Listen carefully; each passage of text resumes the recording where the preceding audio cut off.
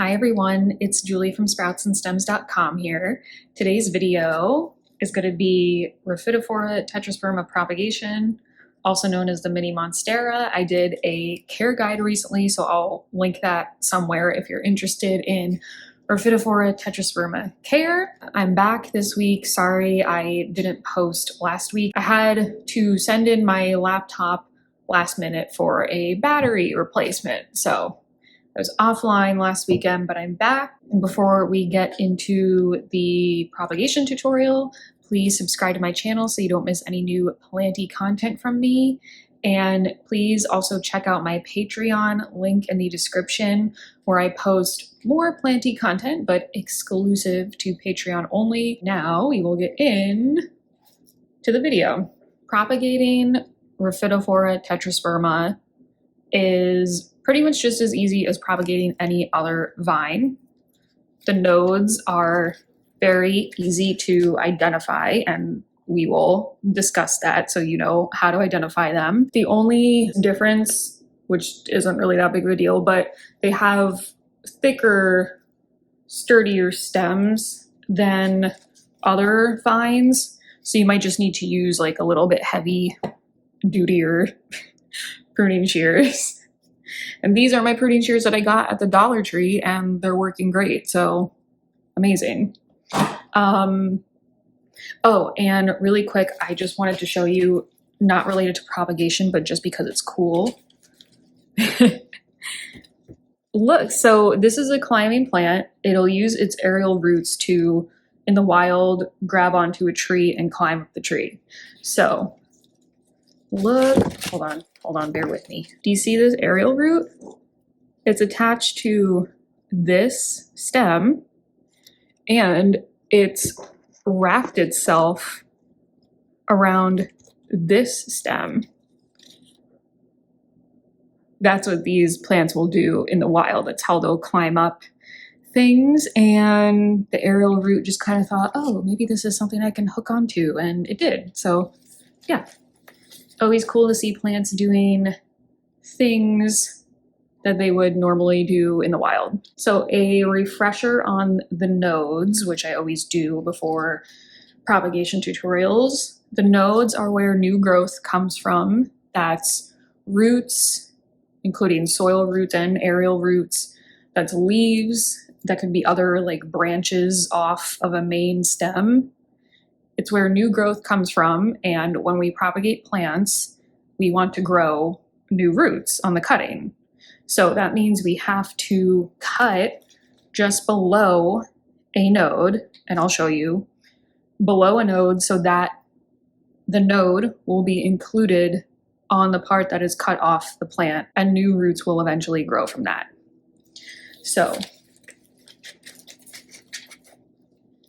this is the part I'm going to cut today because it faces the wall and it's the kind of like odd one out. So I'll just cut this part off to show you. There's a train coming. Hold on.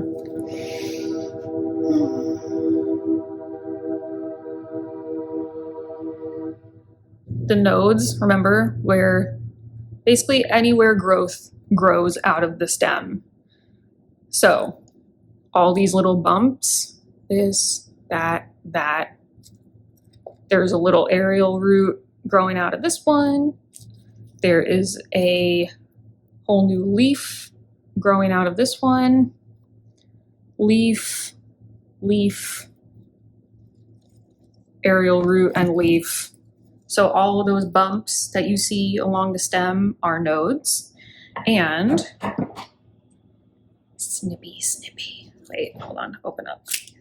So basically we want to cut in between, let's see, I think I would like to keep, this is a nice, large and healthy leaf, so I'm going to keep it on the plant. So I will cut right above it, right here, and you can cut it at kind of a little bit of an angle to help with water intake and rooting surface area. And ready? Nice. So I'm gonna put the mother plant away, but before that, really quick, I'll just explain to you what'll happen on the mother plant. So this is also how you can prune a plant if you want to encourage new growth in different places. This node, because the plant was cut off, like right above it, the growth point on this node was basically just activated. Eventually, a new stem will grow from this node, and it will essentially replace this one you just cut off. So that's what will happen on this vine. That's why people say when you prune plants, you need to cut above the node. The node's here, and we just cut above it. And when you propagate plants, you cut below the node. The node was here, and we cut below it. That is basically the extent of how to propagate, but I will set it up and cover care going forward. So this leaf, it's okay overall, but it has some crispy and yellow spots, and since it's right at the bottom, it would probably end up partially being in water anyway. So I'm going to, come on, there we go. Take that part off to expose more of the node. What? Are you gonna come say hi? I know. Giselle might come say hi. So I'm going to use water propagation, and sorry if you can hear something, it's Giselle playing in a box right by my feet. You can use soil propagation or a sphagnum moss propagation. Those are all totally fine methods. I just prefer water because I like to be able to see what's going on. So basically, I have this little vase which already has some nice little flowers in it, and I figured I'll just stick it in here. And you just want to make sure the node, of course, is underwater or potting mix or whatever other medium you're using. Oh, that's cute. Do you guys like combining like the look of houseplants and flowers together? I think it can be a nice look with like the right mix. Like, I don't know if this is the right mix, but overall I think it's like a cute look. Make sure the node is under the water. If you can get more than one node underwater, that's even better. And then if you're using a dry medium or anything that's not water, make sure your potting mix, your moss, whatever is moist, and it should stay lightly moist at all times while the roots are developing, because moisture is good for root development, even if maybe the plant itself doesn't want to remain constantly moist. Yeah, and then just make sure the water level is refilled as needed. Some people like to change out the water now and then.